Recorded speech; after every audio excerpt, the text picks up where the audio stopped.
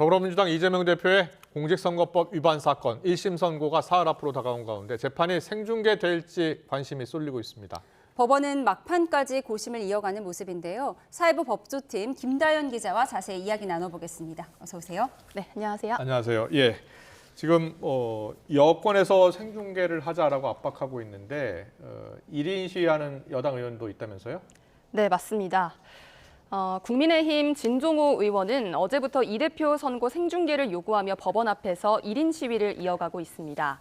이 대표가 받는 모든 혐의를 국민이 직접 지켜보고 판단할 수 있도록 재판을 공개해야 한다는 건데요. 어떤 입장인지 직접 들어보겠습니다.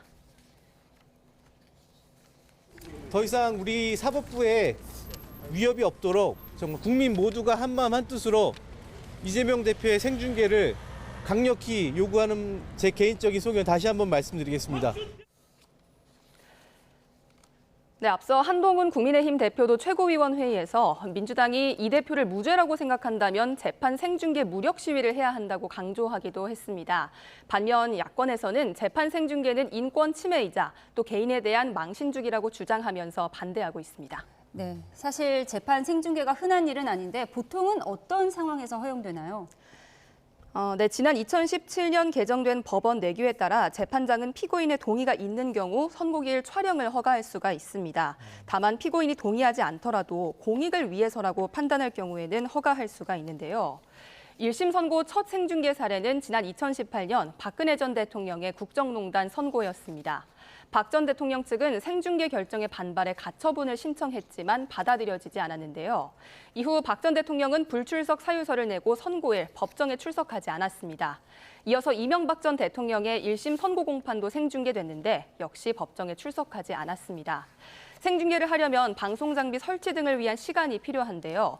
말씀드린 두 사례 모두 선고 사흘 전에 결정이 됐던 만큼 이 대표 재판 생중계 여부도 이르면 오늘 결정될 거라는 전망도 나오고 있습니다. 그렇군요. 반대로요, 관심이 큰 사안이었는데도 생중계를 허용하지 않은 경우도 있었다고요?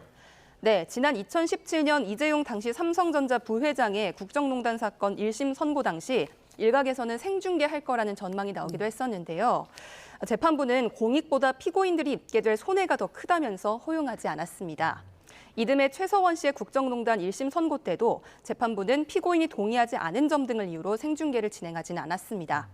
이 같은 사례들을 볼 때 이번에도 이 대표가 동의하지 않을 경우 재판부가 생중계를 허용하지 않을 수 있다는 전망도 나오고 있습니다. 네, 결국 피고인이자 당사자인 이 대표 의견이 중요할 텐데 이 대표 구체적인 입장이 나왔죠?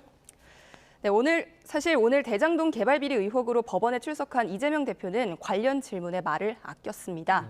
다만 이 대표 측은 YTN에 아직 재판부로부터 생중계 관련해서 의견을 제출하라는 어떤 요구를 받은 적은 없고 이에 따라 어떠한 의견을 내지도 않았다고 말했습니다. 그렇군요. 그렇다면요, 재판부가 결정을 할 때 어떤 부분을 가장 고려할 것 같습니까? 네, 이 대표 재판 1심 선고를 생중계하는 것이 과연 공익에 부합하는지가 쟁점이 될 것으로 보입니다. 예. 이 대표는 현재 제1야당 대표를 맡고 있고 동시에 차기 유력 대선 주자로 꼽히고 있는데요. 이런 상황에서 서울중앙지방법원과 수원지법을 오가며 현재 4개 재판을 소화하고 있는 상황이라 일명 사법 리스크 우려가 컸습니다. 이번 사건에서 만약 벌금 100만 원 이상을 확정받으면 차후 대권 가도에 영향이 있을 수 있기 때문에 국민적인 관심이 큰 건 사실입니다. 재판부는 이런 부분들을 고려해서 재판을 공개하는 것이 공익에 부합하는지 세밀하게 따질 것으로 보입니다. 네, 공익에 부합하는지 이거에 대한 논란이 있을 것 같은데 법조계에서는 어떻게 전망하고 있습니까? 법조계에서는 대체로 재판 생중계는 어렵지 않겠느냐 이런 의견이 많았는데요. 전직 대통령들의 재판과 지금 야당 대표의 재판을 같은 선상에 두기는 어렵다는 이유입니다. 또 재판에는 기자 30여 명이 들어가기 때문에 선고 결과가 실시간으로 보도가 될 텐데 여기에 촬영까지 허가하는 것은 개인에 대한 망신주기라는 목소리도 나왔습니다. 정치 관련된 사안이다 보니 재판부 입장에선 촬영에 부담을 느낄 수도 있다는 의견이 있었습니다. 반대로 이 같은 전망을 깨고 만약 중계가 결정이 된다면 이 대표는 박근혜 또 이명박 전 대통령에 이어서 1심 선고가 중계되는 세 번째 정치인이 되는 건데요. 이런 가운데 오늘 이 대표의 쌍방울 대북 송금 사건 재판부는 시민단체가 요청한 재판 생중계 요청을 받아들이지 않았습니다. 쌍방울 대북 송금 사건은 아직 본격적인 재판이 시작되기 전이기 때문에 이번 공직선거법 위반 혐의 사건과 상황이 조금 다르기는 합니다. 재판부 역시 지금은 준비 절차라서 생중계가 큰 의미가 없고 곧 공판기일에 들어가기 때문에 생중계할 근거도 없다고 설명했는데요.